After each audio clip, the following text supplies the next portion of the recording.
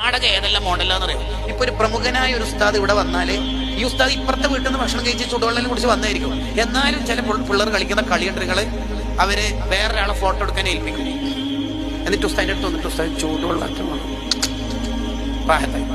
എന്താ ഇതിനെ കൊണ്ട് ഈ നാടകം കൊണ്ട് കാര്യം? എന്താ ഇപ്പൊ കിട്ടിയത്? ഒരു ഫോട്ടോ? എന്താ മോനിനെ കൊണ്ട് കിട്ടിയത്?